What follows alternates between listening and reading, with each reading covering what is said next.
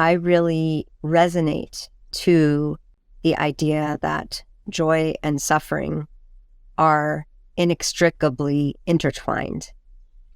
And for me, I don't feel much predominance of high arousal joy states that might be idealized but aren't really realistic, but more so the deep content of doing purposeful work with others. That common goal that you were talking about is a type of joyous energy that really, I find, rejuvenates me and helps put stresses in perspective.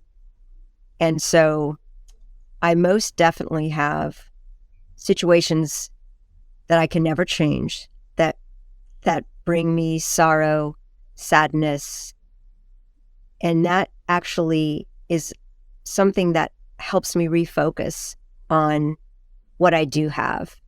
Gratitude as an antidote to stress, the appreciation of the beauty and love that is there, and really the privilege in life of getting to work on something that you care about so much. So many people don't get to choose their daily work that way. So I really appreciate being able to work with people on issues that I care about so much, and I get so much joy from that.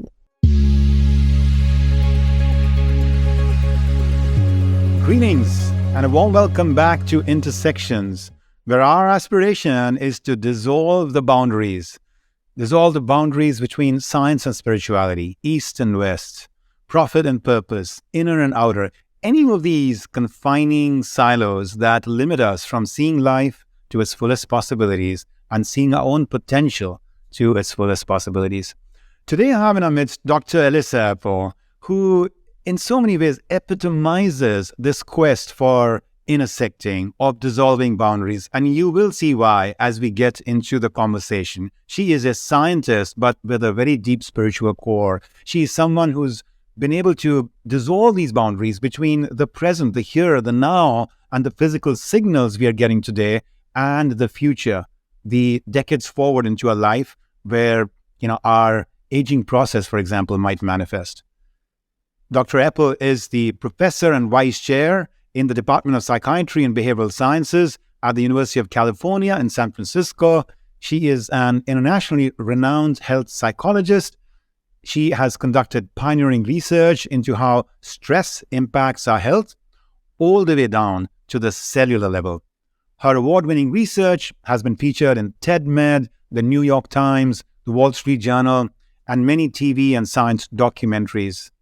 Along with the Nobel laureate Elizabeth Blackburn, Dr. Epel is the co-author of a New York Times bestseller, The Telomere Effect, and her next book, The Stress Prescription, is scheduled for release this month.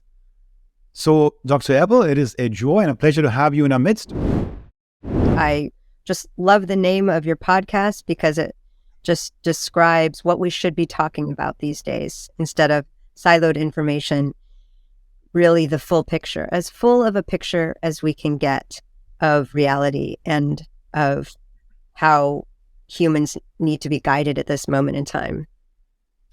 I'm so glad you say that. I remember early in my life, going to school, everything was organized on the basis of courses or subjects, topics, and each of them was meant to be almost like a discrete and separate thing, and you had to kind of wear that like biology hat today and that math hat like an hour later and the history hat. And then I look at history and how some of these times of tremendous creative ferment that have happened in the advancement of civilization and history, whether you look at ancient times and the Indus Valley or ancient India or then Egypt or Greece or, what have you, or then the Renaissance period or what have you, they've always been periods where, like-minded people have come together from various professions and disciplines and cross-fertilized ideas and aspirations and sought to manifest the same timeless eternal truths in unique ways in their own sort of dispositions and disciplines. But that cross-ferment is so important, isn't it? It is. It's where the magic happens. You were just telling me about a visit you had to Dharamsala. Here you are as this esteemed scientist doing path-breaking work in science, and yet you spoke about so fondly about a visit to this remote little, community in India where the Tibetans have come and settled, and where there is one luminary. Perhaps you can talk, about your conversations with him, for a moment, His Holiness. It has been such a broadening experience to learn about different ancient wisdom about our body, about our mind, and then put on a scientific lens and just ask, can we, this sounds right. Can we look at this and measure this with our materialistic methods, if we have measures of these things, and show and reveal how true this is from the Western scientific materialistic perspective? And so that's kept a lot of us busy. And I think what's remarkable is that the science of joy and happiness and the science of health both validate some of the fundamental truths that the Dalai Lama has been talking about his whole life. So, for example, when we were in Dharamsala, we were there for a Mind and Life dialogues, and he's been in dialogue with scientists for 30 years. And that knowledge base of science has been guided by his wisdom, by ancient wisdom from Indian sages like Shantideva, his own teacher. And so much of the science has evolved to illuminate some of these principles. So the first thing he said to us was, the best medicine is inner peace, is ease, is inner comfort, not outer comfort. And that's what I've been studying for, 25 years. And that's where the happiness science is right now. It's understanding that our happiness, when it depends on external circumstances, comfort, getting to this next achievement, this next level, this acquisition, that is the lure of happiness, the illusion of happiness that doesn't manifest. And some of the unhappiest people are searching for happiness in those ways. I love this fusion that is starting to happen between these two disciplines that until recently were seemingly at odds with each other. And, I shared a reflection about that in my book, Inner Mastery, Outer Impact, that, both science and, if you want to call it, the domain of religion and spirituality are evolving and reforming themselves in some beautiful ways, right? Science is becoming so much more open to these like deeper intangible things and striving to find a way to get material measurements, out of them. And then on the other hand, spirituality, to the extent it was, in the past represented more through religion, tended to take a kind of just a dogma-based, approach at times. And it's opening itself up to recognizing that actually, if you really look at the timeless truths, and to me, like the pure words of the prophets, they were always, not as much about, power and privilege lying at some, lofty levels of institutions in religion, but really the divine spark that lies within each of us, and the quest and the responsibility and the opportunities and possibilities there are for us to, find our way to a more enlightened place, from within, from being guided by our own inner voice, and to that end, opening itself up to more of a logical, fact-based, experiential, experimental quest that people can take on, which, as you perhaps know, is kind of at the foundation of practices like yoga and Buddhism, and to me, really even the mystics across Christianity and Judaism and Islam. Yes, beautiful. And how you mentioned, some of the universalities over time and over history that humans come to, that are from different cultures or religions or perspectives, but it's about the commonalities of being human and trying to transcend our more base or survival animal tendencies to really be our best conscious selves. And that's another thing that we know and feel, which is we all have our lineage, and we come from our different histories and with different epigenetics, and we're shaped by the narratives as well as the transmitted biological influences. And yet above all of this, across these religions, we have these vast commonalities and universal truths about humans that transcends religion. And that's another thing that His Holiness has tried to remind us of so many times, which is this is not about religion. This is the religion of kindness that we need to embrace. And you are, along with the spiritual truth-seeking, a scientist. You're a truth seeker from the scientific, pathway as well. And to that end, I want to kind of highlight for our listeners one of the really beautiful, powerful, just breakthroughs that you and your, research partners have arrived at. Usually, it's not easy to take things that have to do with the less tangible, the more ephemeral, the more metaphysical, and translate them into physiological evidence about what's happening to our bodies. And I feel like with the telomere discoveries that you've had, you're kind of helping us get there. You're kind of getting science to help inform and guide and show physiological glimpses to us of things that are otherwise coming from more subtler planes. And I'm thrilled about that. So, and cheering on, you and other scientists to, in the years and decades and centuries ahead, keep helping close the gap between the metaphysical and the physical. Could you talk a little bit about your work on telomeres and perhaps in a maybe just basic kindergarten way, help our listeners understand the beauty and the breakthrough of what you've discovered there about what it takes to age gracefully? It's been exciting to be able to be at the stage in science where we can just take blood and learn so much about someone's biological age, mental health, physical health. And when we look inside the cell, there are many different aging mechanisms that we can study so easily now. And so, as you mentioned, I've been studying telomeres, one mechanism of aging, for about 18 years, and we know a lot about them now. And there are other aging mechanisms in the cell, like the epigenetics and the level of inflammatory reactivity of a cell and the level of mitochondrial health in a cell. All of these mechanisms are one system, really. They're related to each other. They talk to each other. When one goes bad, it makes the other sick, and the cell can age prematurely.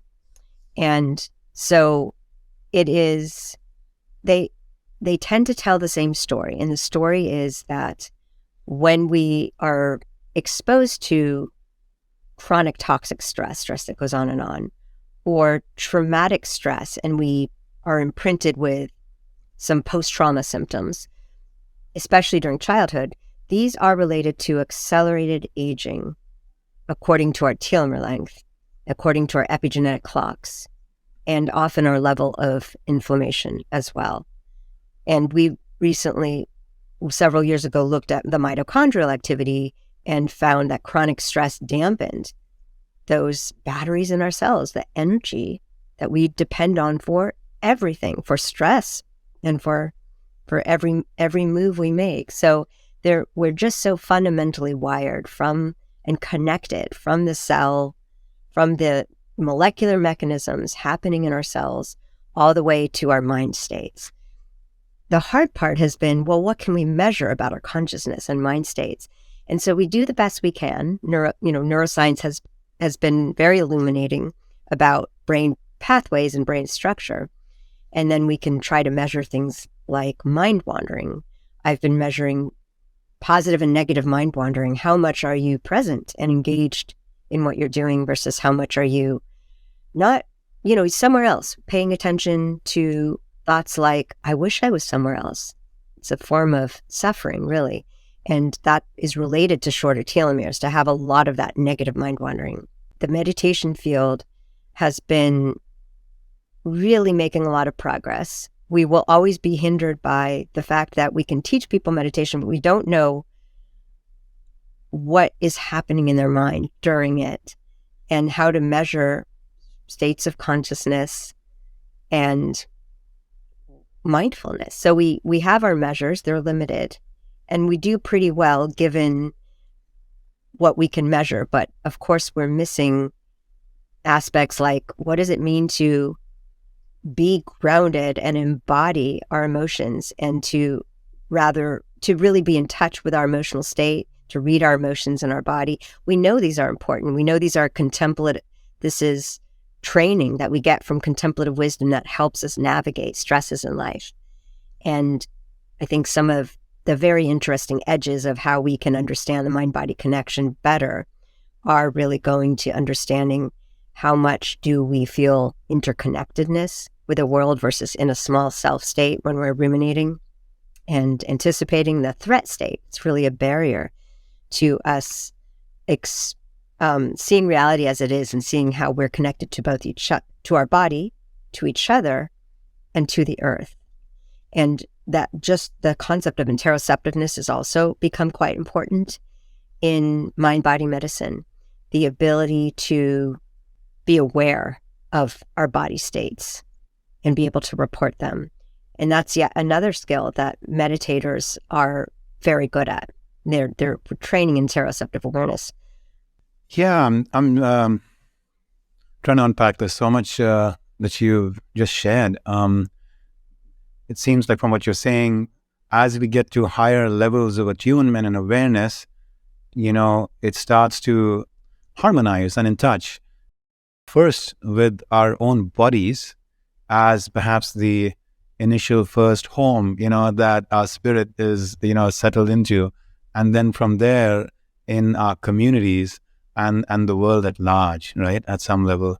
And perhaps at some point it'll also expand to a place where we recognize that this is the way through which we get our planet a little bit more harmonized and attuned with the rest of the universe. Who knows what that relationship is like, right? Yes, exactly. And how did we get here where we have, created a sick planetary health? Part of it's the opposite of what we're talking about, the threat state that makes us, view in-group, out-group, be competitive, and think that we need to acquire more and more and more from the earth, the extraction that we've done in the earth. So this is why so many of these universal truths point us to compassion, to interconnection. And we've lost that. We so easily lose that when we are stressed out, when we're in a stress state. And we can't really see that reality that's not material, that's not so visible and measurable. So that's partly why I wrote the stress prescription, because most people are much more stressed out on a daily basis than they need to be. And that can really impair our ability to feel connection to our body, to other people. And so just even acknowledging how serious stress is for impairing our lives. Why would we want to live every day in a rush and focusing on, threats which kind of blind us to all of the beauty and miracles in life? Yeah. So I want to go into, stress at a broader level and immediately applicable level for any or all of us, as you've so beautifully, laid out a 7-day kind of prescription, to more, as you call it, joy and ease, right? In your book, the stress prescription. Let's get there in just 5 minutes.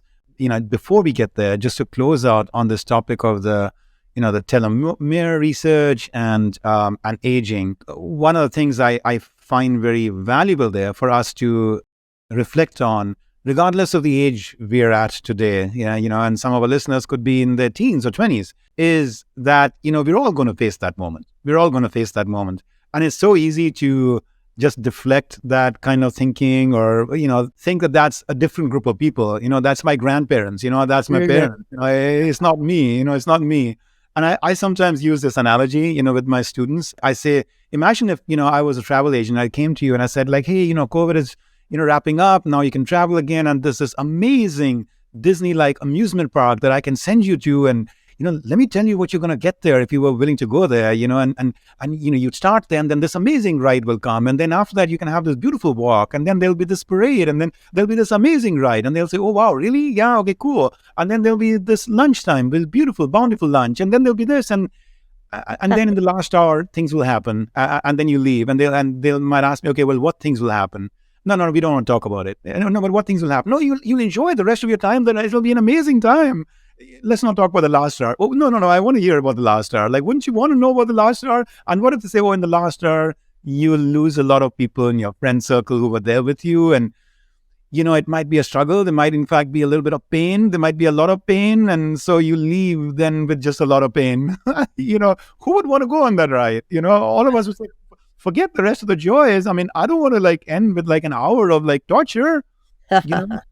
So if we can look ahead and think about the arc of the whole day for an amusement park day, why don't we do that for our own lives and say, why would I want to end up, in the last decade of my life, really struggling with things like my mental health, my physical health, my incapacity to handle the fact that I've had to walk away from positions of power and privilege and visible, kind of glory and all of that. I mean, I have to gracefully find my way to let the light within me finally quieten down and exit from here to wherever it is, that I might end up next.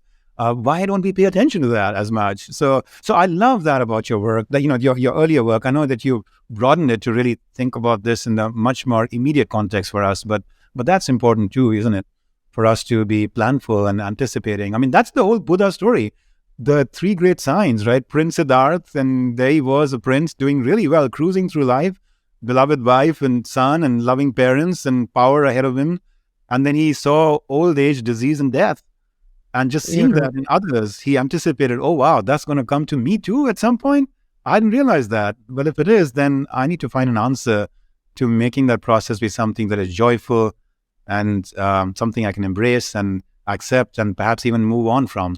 So anyway, yes. And that part of the answer is reminding ourselves on a daily basis, disease, aging, and death are real. They are inevitable. They can be part of my day. That idea that living with the reality of death can help us live a deeper life is something we do not, like you said, we do not practice that here. That is the most uncomfortable concept to imagine death, death practices, to imagine death, to remind ourselves of death. And yet, that is where the light is shining on how we should live right now.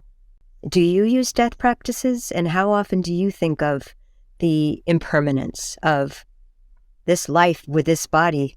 Are you asking me, Elissa, or is that a rhetorical audience? Okay. No, it is not natural. And so I'm asking you because it would need to be a conscious effort that you have gone there and incorporated that as part of a mind habit or a view. Mm-hmm. Yeah.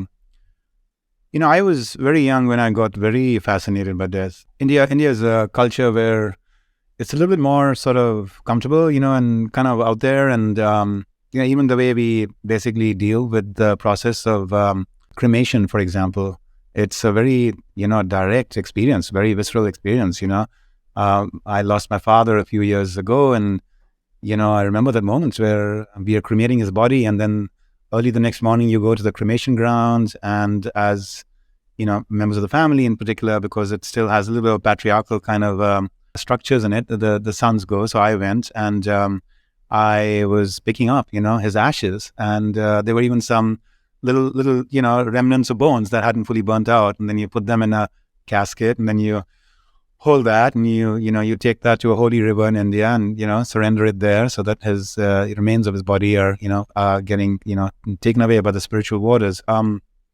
But when I was picking up those ashes and finding those little bones, and I was being guided to doing that because I hadn't done that as much in the past with any other loved one, I was feeling almost like there was like a smile coming to my face, even with all the grief and the sense of loss which is there from my father's embodied being that had now gone, and his spirit had sort of moved on.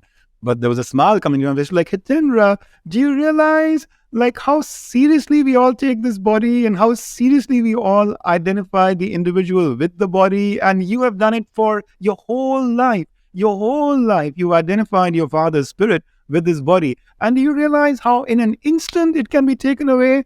And don't you feel that your father hasn't disappeared? There is no way that force, that power, that grace could have just disappeared in an instance. That just cannot be a law of nature. But yes, the body can disappear in an instant, and it has there, and it's trying to teach you.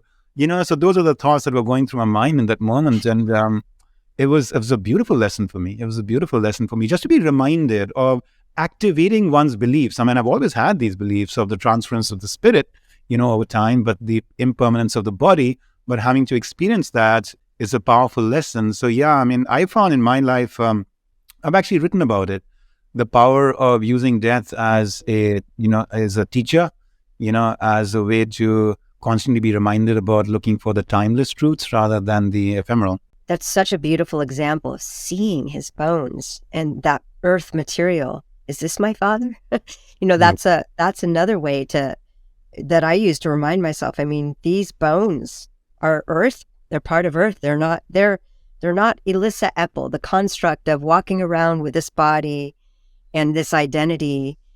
This is one view, one mindset, one way. And then if we can reshift our lens and realize, wow, I get to be this person with this body that is of the earth, has these, lineages, and it will go on, the lineages, but through earth and earth material. But really, it's all about the preciousness of getting to walk the earth in a body. Body has this expiration date. And so it helps us just refocus on today. That's all we're certain of. And the future is always uncertain. It's volatile uncertainty we have now with the way the world is even stronger. And I think just being now in my second half of life and having seen more death and sickness, having people I love die early, tragically, suddenly, commit suicide, dealing with mental illness, all of that just is such phenomenal reminders to appreciate being able to live right now and being able to live now when the earth needs such love, purpose, compassion in our own ways, whatever we can do in this, this sphere that we can influence, the bubble that we live in locally, but now we're so connected. It's quite mind-blowing to me. Wow, that is so inspiring. Yeah, that is so inspiring. You reminded me of another metaphor that I find very helpful, Elissa, on this front. And that's really this Shakespearean kind of, thought about all the world's a stage, and all men and women are merely players, as he says, and they have their exits and their entrances and all of that. And, the other day I was just walking here in Manhattan and I was just trying to kind of visualize that for myself, that, this body, this role, this name, Hitendra, and all of that is an identity I've taken on to play a certain role at this point in the stage and arena of the earth and the planet, whatever's happening here. And I meant to do my best to play a good role. And then to your point, what did you say? So thoughtfully, the body has an expiration date, and so that this role has an expiration date, Yes. So, we all do, but we just, it's still hard to talk about. Yeah. And it does help us focus on this kind of living our purpose each day. The telomere story points to this too. So as you were saying, the telomeres are, in a sense, a crude little clock of projection of how many times can these immune cells keep dividing. And that tells us a little bit about the other cells that are, the telomeres across the body are correlated. And so if you have short telomeres in what we can see so easily, the blood, we tend to have short telomeres in the rest of the types of cells in this body. And so we can get a glimpse, if we care to, what we've learned from the studies.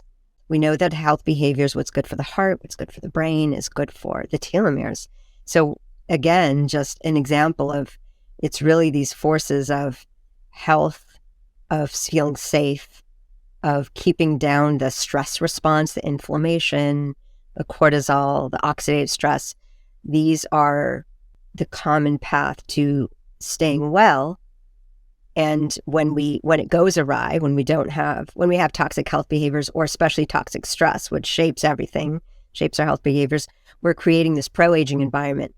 And so the telomeres are a very crude indicator of how soon people will get disease and enter the leave the health span and enter the disease span, and how soon they'll die. But at an individual level, it's not so helpful. They're not very accurately measured and predictive.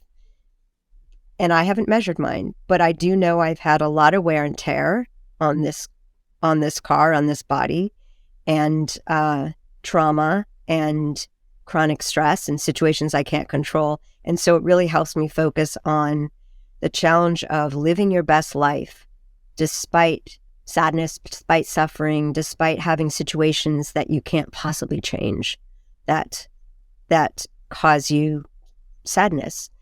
So how do we live with that? Really, I mean, all of the Buddhist wisdom has helped me so much. And it's really comes down to health span and purpose at a daily basis, not focusing on longevity. I mean, longevity is beautiful, and it can come with taking care of our body's extending that expiration date. So there's the beauty of focusing us on now in the day is that what we do each day really does matter to the body, and we measure that in different ways. And it's exciting to see how things like mitochondrial enzymes respond to mood, positive and negative mood, at least in our cross-sectional studies. And we see that telomerase responds to stress as well. And that's a enzyme that can change within minutes. And telomerase is an enzyme that protects telomeres. So there's all sorts of systems in our body besides the stress response that show us how each day we're nudging our cellular well-being with our lifestyle, with our mind. And that is great because we have more control than we think. And yet we can get so easily focused on how many years we could live and wanting longevity for this particular body. And so the anti-aging field has really become a little bit bifurcated, where much of the field, the money-making part, is focused on how can I extend my longevity? Can I live to 150? And the other half is focused on, can we reduce suffering and improve the health of everyone, the public health aspect of it. And so I'm kind of somewhere in the middle, where I study that, the individual and how we can slow aging, but really focusing on health span, quality, purpose. Yeah. It reminds me of this quote from Viktor Frankl. I don't know if you're familiar with him. Man's search for meaning, this Holocaust survivor, great psychotherapist, right? Logotherapy. And he said, we are creating a world where we all have means to live, but we don't necessarily have meaning to live for. And one of the breakthroughs, so one thing I like to do is study people from history who left a luminous mark, in some regard, right? Like a Gandhi, a Martin Luther King, Mandela, Mother Teresa, Roosevelt, people like these.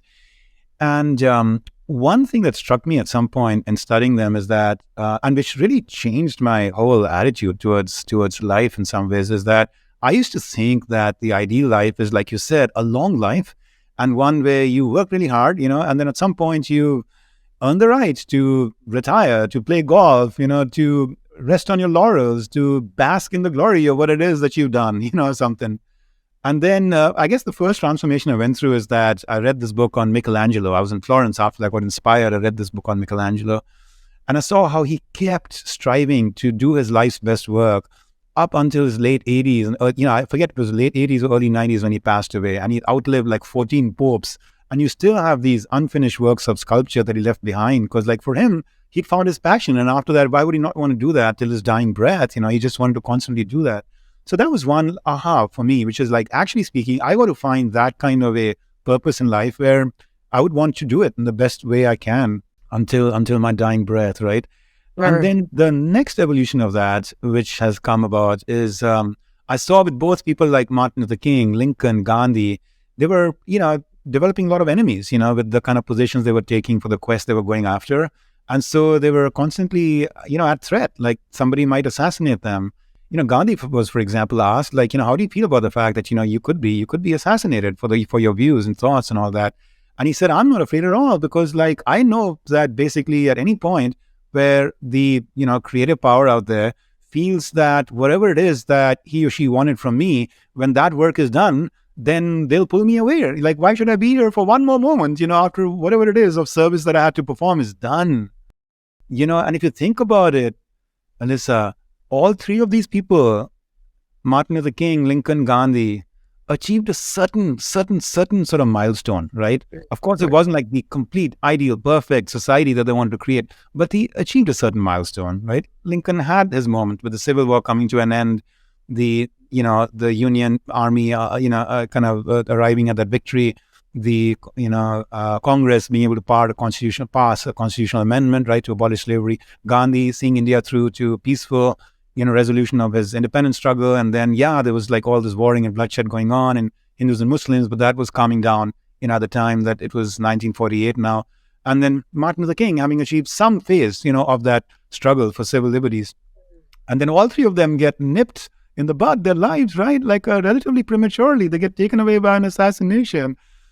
So anyway, but their lives are beautiful. We look back at their lives and we celebrate their lives. And they didn't have to necessarily live till 95 or 100 to be able to have had a good life. They had a beautiful life. It's a very dramatic example. Yes. Impact and purpose versus, expiration date. Yes. Yeah. Or, longevity. Yeah. Yes. That's a beautiful example. So let's come now to more about the stress prescription. One of the things I really like about your ideas and thoughts on this topic, Elissa, is that you highlighted how you said, like, look, stress researchers are often focused on big stressful events, but then you say it may be far more telling to focus on how relaxed or vigilant one is under normal circumstances at baseline to see how we are holding on to stress in our minds. Yes. This is a point that just fascinates me, and it's a recent development in the stress field to become aware that it's not necessarily the most revealing and interesting thing to see how stressed does someone get in the middle of a stressor, a life event, or a lab stressor. We really focus on these controlled situations and love to stress people out and see how high their cortisol is, their nervous system, how quickly they recover. And we have learned a lot. That is interesting to see. We know a healthy response is a big stress response and a quick recovery. And that's youthful, that's a picture of resilience. But what happens when we think we're relaxed? What's happening right now in the bodies of all of our listeners with us to their stress level when nothing is happening? That's the window into what we're carrying, into unconscious stress, into our stress baseline. And so my stress baseline, for example, has been very high. I would go through years of not managing the day so that it has periods of ease and of true present-minded living, because I view time as a commodity. I mean, I still do. I try not to. This is a conscious effort to change my time use.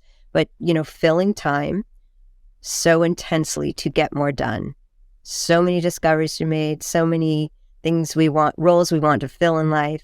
It's very easy to be rushed and overdo it. And then everything is just a higher baseline of stress. I mean, we measure daily stress in people. It's one of the most common complaints. I can't, too much to do. I'm rushing. I'm late. And all of that's just fabricated. We create our day and our schedule mostly when we have control over our job. And so we really want to know, how much stress are you holding right now when you don't have demands? How clenched are you? How much tension do you have in your body? And what's that about? Let's name it. Let's ask, is there something you're aware of? Are you worrying about? Or often it's this more pervasive uncertainty stress of the future. We all have that. As a human mind, we don't like uncertainty. We want control.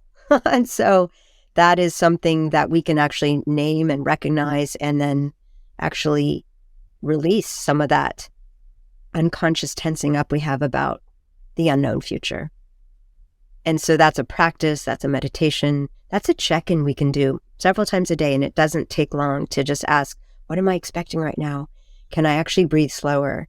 Can I release what I'm carrying? I love that. I'm going to tie it to, some ideas that I've been inviting our MBA students at Columbia and executives that we teach at Mentora Institute to consider. And, the language they're drawn to is around leadership, and so I've sought to bring a fusion between leadership and, if you want to call it, spirituality, right? And so the way I do that is to redefine what it means to be a leader. As opposed to it being an outer dispensation, it becomes an inner choice, and it's about taking on any cause or any moment in your life, any meeting, any project, any responsibility, any role, and seeing it through the lens of some common shared purpose that you're seeking to, manifest, between you and, let's say, your friend at dinner, the common shared purpose being human connection, joyous sharing, and memory building for the future. Or it could be a moment of parenting, or it could be a big speech you're giving at work, or a hard conversation you have to have with a subordinate. And you're all of that, there is a common purpose of what you're trying to get to. And then can you bring out your best? And can you help the other person bring out their best? You take some ownership also of doing your best to bring out their best. And that's it. That's great leadership, having that common purpose and seeking to bring out the best in you and the best in others. And then I say, to your point, that it's not just merely about, trying to focus on these leadership moments, because when you do this, then life becomes leadership. And then essentially what you're trying to do is actually put more leadership into every moment, Wow. and that's kind of like what I'm hearing from you, right? Like, when actually it's not these epic moments of stress, but these everyday moments, and how much grace are we bringing to these everyday moments? And, another way to think about it is that I feel like, that's the samurai kind of discipline, which is, yes, you want to be doing amazing, magical things in these battlefields, of life. But the point is that unless in the background, backstage, in moment by moment, aspects of your day, you're doing things to constantly hone that craft and sharpen, that sword, when the battles come, you're really not fully prepared for it. I love that. How much grace can we bring to the moment? And the point that it really is about this dynamic balance of, leading, being on the battlefield, and restoration and recovery, restoration, rejuvenation. And and our bodies need, and our minds, we need that balance of both positive stress and really letting go. And that is a key to dealing with really difficult challenges, that we need both. It's not all muscle. It's partly seeing what we don't control and being able to breathe into that, being able to accept that.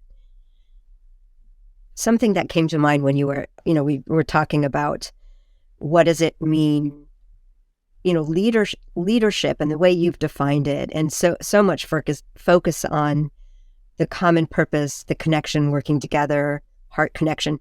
That's very beautiful. There's also a maybe less glamorous leadership model that I'm sure you have also analyzed, when it is, again, it's a bit of that competitive acquisition model of, using people and time as a commodity. And I remember, I love retreat centers. That is when I can really get in touch with, what we were talking about, really understanding and seeing reality as it is, and reflecting on life and stepping back from the routinized life. And when I was young, I grew up in Carmel, which is near Big Sur and near Esalen.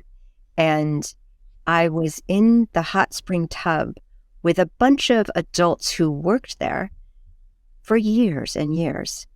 And they shared with me in their conversation something I never forgot, which was that so much of the time they're trying to help someone come in their very people of means, very wealthy people who have spent their life acquiring wealth with, complete adrenaline and competition focus. I mean, these are C-level people leading large companies, and they come toward the end of life with the worn out body, with conditions, and then their goal is to regain their health, because they have all the money they could hope for.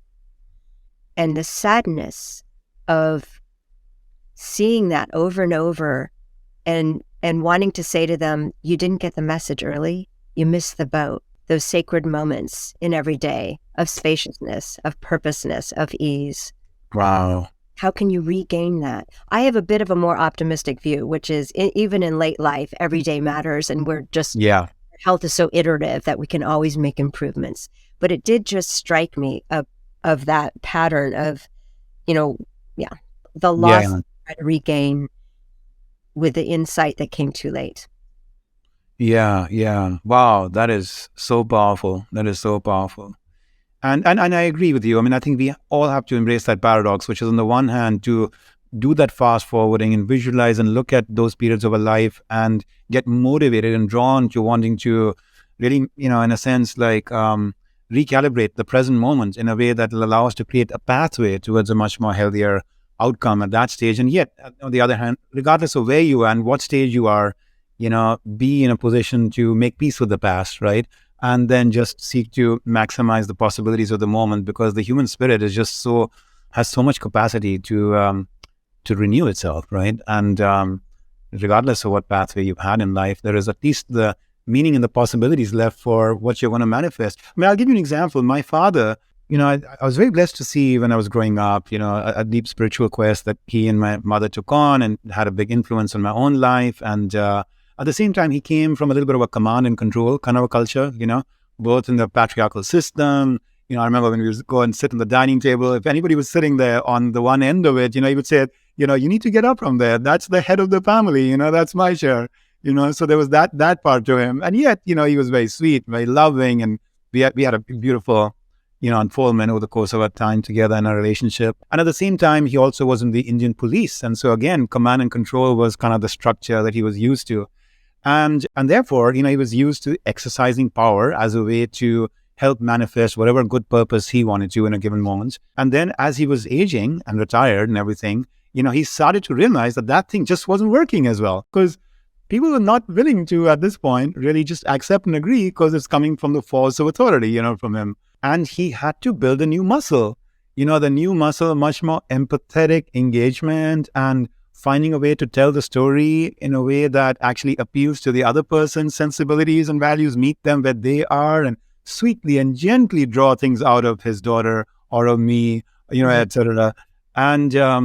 And this was all happening, as his, 70s and early 80s were unfolding.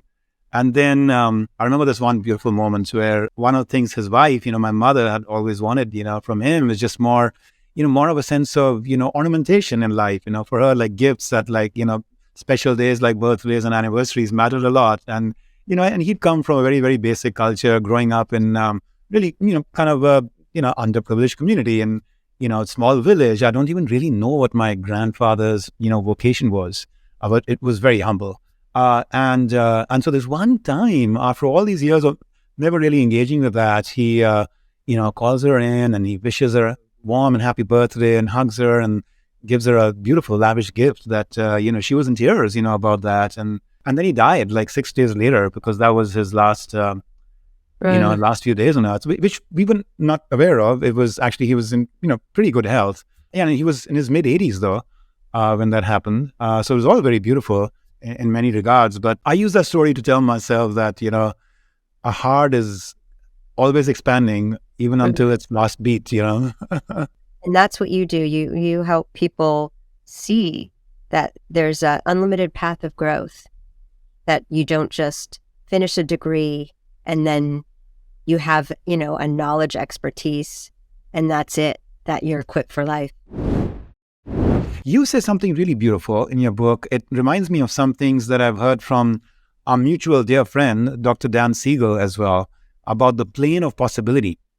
So if I were to quote you, you say, the future we are entering requires all our resources to survive and to thrive together. And when we can come to a place of resilience and equanimity, we more fully enter an important state called the plane of possibility, where we can break out of our personal thinking habits, understand our interconnectedness, and see new possibilities. Can you talk about that a little bit? Thank you for bringing out that quote. That's exactly what I mean when I said that daily stress is really impairing our lives collectively, if we can lift the dark veil of daily stress, particularly threat stress, that's where we can live, where we can see more clearly our true purpose and that miracle of getting to have this life with each fresh day, so that we can actually be really living our purpose in a way that is manifest for us with what's in front of us. And so maybe that's that conversation and connection, and how we're influencing others with ripples of love, compassion, deep listening, advice, support. There's so many ways we have influence.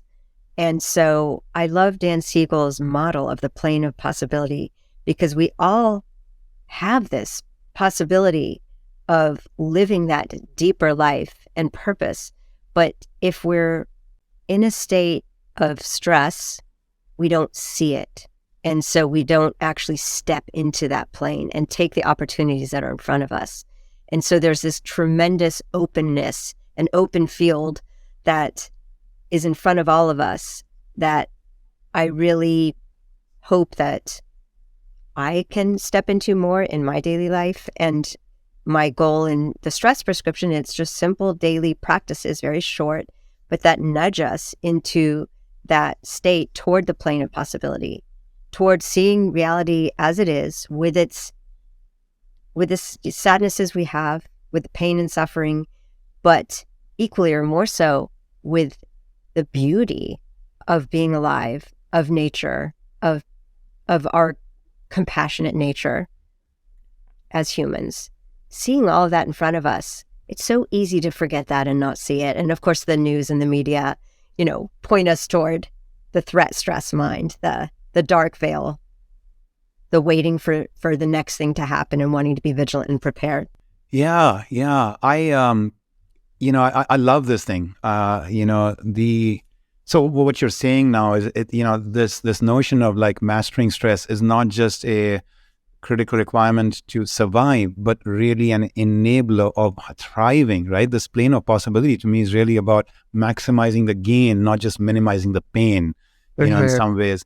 And actually, I want to share a quick little story with you. Over the last several weeks, I have, been arriving at the early stages of for me in my work, a breakthrough really of sorts, where I've sought to be, teaching leadership to my executives and to our students. And the challenge there ultimately ends up being the last mile, right? You can give people all these tools, ideas, and inspiration in a classroom, but then you're just like a Broadway performer. You're giving them the high, but then they're leaving, and 2 years later, it just becomes a fond memory. How do you actually help them get to embody and create like habits and ultimately transform themselves in lasting ways? So that's been a challenge that I've been grappling with over the last, few years. And I ultimately built this tool. It's a digital tool. And this time around, I felt confident and comfortable in it, that said, okay, let's take a plunge, let's take some risks, and actually require my students, as part of the grading for the class, that they're going to have to just use this tool.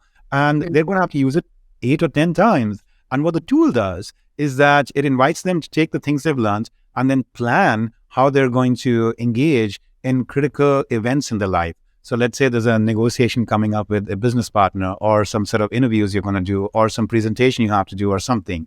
You pick one of those events, you set a clear goal for it, that I want to go there and inspire these people, or handle this conflict better, or build more trust with this individual, or be able to have a candid conversation about something which is a sensitive matter. Typical things that do happen in the workplace and in life. And so they pick a goal from a pull-down menu, and then we recommend to them 2 or 3 actions they could perform. Like appreciate the person before you start the conversation, or share a personal story from your side, or empathize before you actually engage in your agenda, or fuse opposites. Find something true in what they're saying and something true in what you're saying, etc. So we have a bunch of these things in our leadership, toolkit. And then so they get guidance on 2, 3 of these, and then they can prepare these. And they're also given an invitation, if they want, to set like 15 minutes of time on the calendar before the meeting as a pause. They can do a little bit of guided meditation during those 15 minutes on those very actions that they can visualize they're going to use in that meeting. They can set an affirmation and intention for the meeting. That's it. Then they go in and do the meeting. And after that, they review and reflect for 5 minutes. How did it go? I hope you're collecting data. This sounds absolutely transformational. So that's what I wanted to share with you. We are literally at that threshold where I've gotten my first data set, right, of about 400 or 500 of these data points across these students, about 8 to 10 events across about 40, 50 of them. And as I'm looking through it and I'm seeing their term papers at the end with their reflections, it's blowing my mind. It's blowing my mind because they are saying like, oh, wow, I never expected it. I never thought that this could do it for me.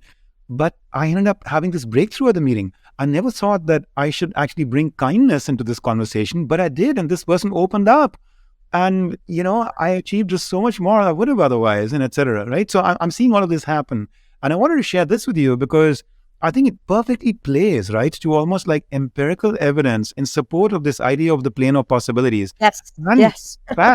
the fact that, while it's true that, it's going to take years for us to fully regroove our brains, right, to get to a, His Holiness-like state, right? But the point is, we actually have a little bit of that holiness within us today, and we use it from time to time in our special moments with friends or with like a loved colleague, and all that. But then we lose it, from time to time in our other kind of, just like travails through life where we don't realize that actually bring some kindness into that, bring some understanding to that. And when we open ourselves up to that, we pause and do it, magical breakthroughs can happen in the moment, So anyway, so it's a very emergent kind of level of ideas and thoughts I'm getting. I'm just blown away by this idea. You're operationalizing and concretizing the ability to co-create and, have this emergent work between people. I've got to try this. Is this a platform other people can try it? Yeah, literally this is so new. My team is analyzing the data right now. So give me another couple of weeks. I will come back to you. And I do want to mention, I think that this, how we live in the plane of possibility it's partly the path to having this social tipping point that you were implying of the evolution of our consciousness and how we're ever going to change as a larger group. And I really think that because of how our brain works, we need coaching in the moment like that. And the idea that as we're doing our most purposeful work, we can bring all of those qualities into the interaction is exactly on the money. That's just on the bullseye. So I'm so excited to hear about that. Dan Siegel did just publish Intraconnected, which really is fleshing out the whole paradigm that we've been talking about, that we can see these connections and the intersections that are really there. So it's quite a case for this paradigm shift.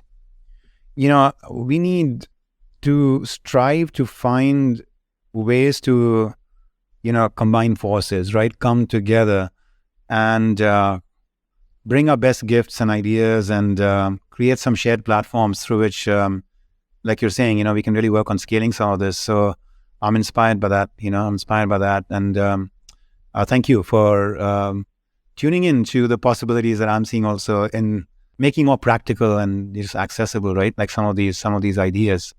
Well, I've ended up here because this is what the body's telling us.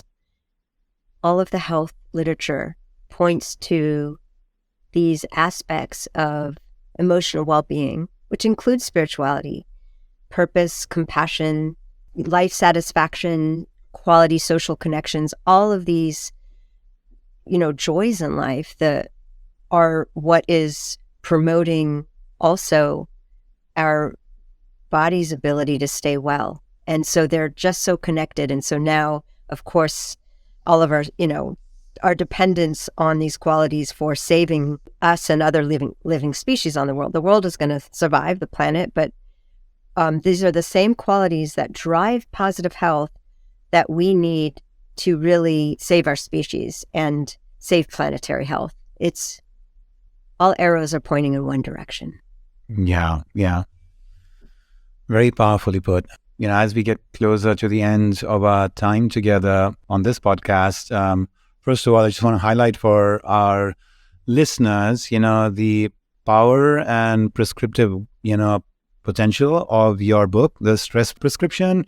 And for those of you who are interested in more the whole anti-aging kind of, work and, research as well, then there is the more classic first contribution from Elissa in your popularization of science, right? Which is the the telomere effect, right? And the stress prescription has, so much, just simplicity, structure, practical, tools, immediately applicable ideas, around the infusion of greater joy, the taming of uncertainty, taking of a greater sense of agency within your sphere of influence. I mean, there are so many elements here which really deeply resonate, with my quest for searching for like the timeless truths and success principles for life and leadership. So I would encourage any or all of us to look into this for yourselves. And kudos, to you, Elissa, for, again, continuing to do profound and beautiful science, but also bringing it out in a very codified and practical and engaging and storytelling rich form, that you have.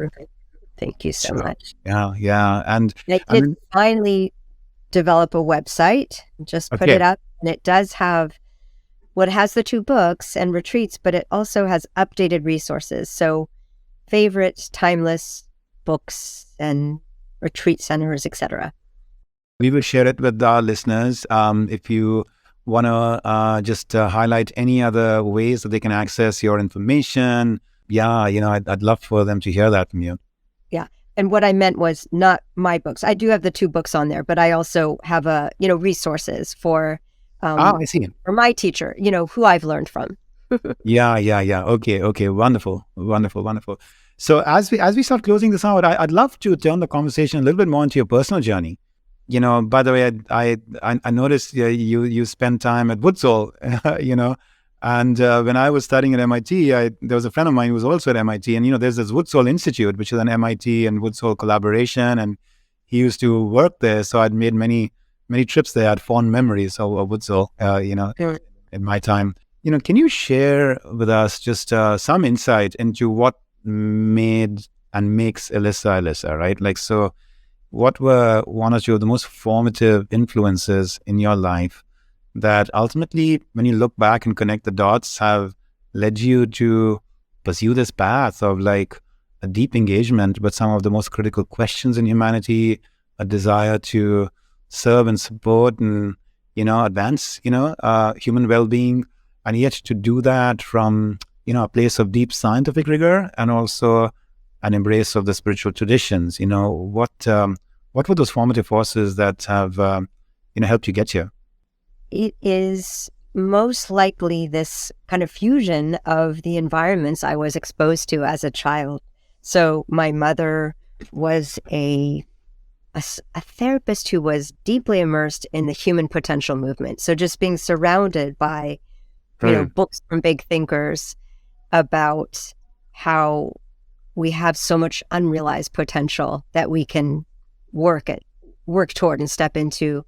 And then my father's influence brought us every summer to Woods Hole. He was a biology professor, and so Woods Hole is a marine biology center of the world, really. And so every summer I would be in the classroom learning about organisms and how they survive, and looking under the microscope at marine organisms, and just the miracles of all of those different species in their survival. So I think really just the fusion of this kind of fascination with how the mind works and the potential of the mind, and how it is intricately connected to our own biological mechanisms that have evolved over time to be so robust. And so we'll never stop learning, I think, about the ways that our cells are, infinitely adaptable,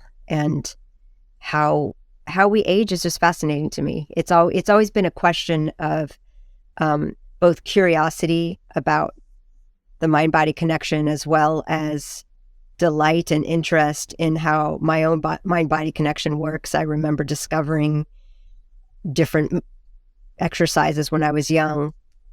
My mother was a big TM meditator, and she always shared practices with us. And my experience of energy or chi in the body, particularly from yoga and movement meditation, is very salient to me from a young age, of discovering how there's power here, there's mystery here in the body that made me very curious. So I headed off to medical school, and I thought that was my path. And I just got so entranced by understanding healing and cases across cultures of dramatic healing and the power of beliefs that I took a turn and went into what was a new field back then called health psychology.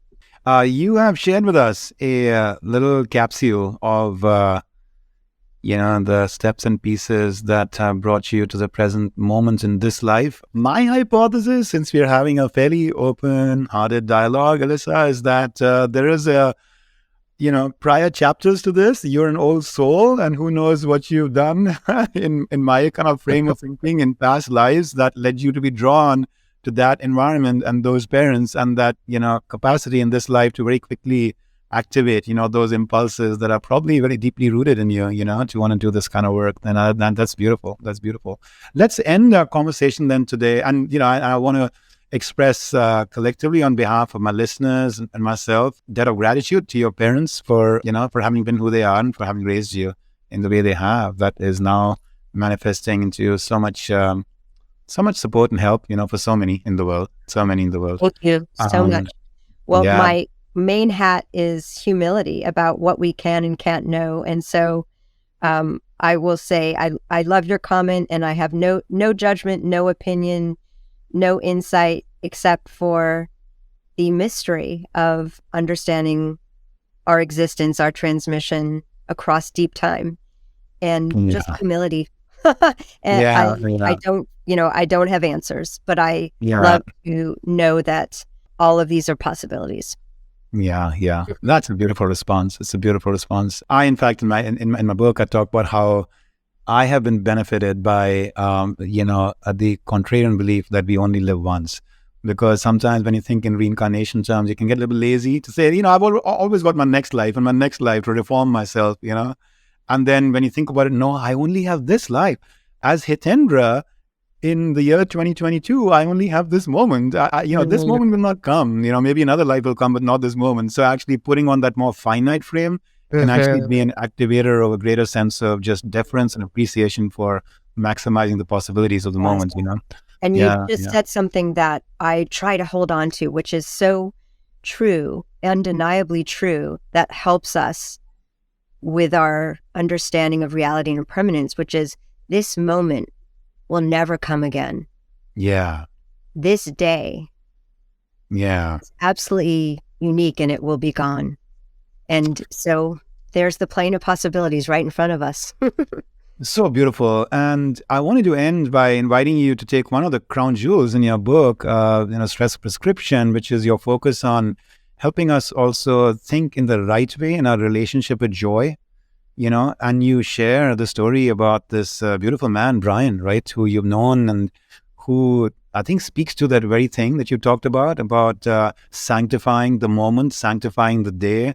And so I let you choose, which aspects of your, thinking and experiencing around this quest for joy you'd want to perhaps leave as a final parting gift, for our audience, and then they can go back to your book to do more of the reading of this. But some one insight that you can, share as to how to think in the right way, in your relationship with like the pursuit of joy, for any of us, one practical piece of guidance or insight. I really resonate to the idea that joy and suffering are inextricably intertwined. And for me, I don't feel much predominance of high arousal joy states that might be idealized but aren't really realistic, but more so the deep content of doing purposeful work with others. That common goal that you were talking about is a type of joyous energy that really I find rejuvenates me and helps put stresses in perspective. And so I most definitely have situations that I can never change that bring me sorrow, sadness. And that actually is something that helps me refocus on what I do have. Gratitude as an antidote to stress, the appreciation of the beauty and love that is there, and really the privilege in life of getting to work on something that you care about so much. So many people don't get to choose their daily work that way. So I really appreciate being able to work with people on issues that I care about so much, and I get so much joy from that. Thank you for that, Elissa. I think that's a beautiful message for us to close out our fleeting, finite, it was, and yet so rich time together. So, wishing you all the best in the work and the journey that you're on, both personally and professionally. I know much good is yet to emerge from all of that for so many of us, and we are much looking forward to the continuing trajectory of what you're doing in this very pivotal moment in history. Thank you for joining us today. Thank you Great so to much. have you. Yeah. This was a very different conversation. I appreciate you and what you're bringing together so much.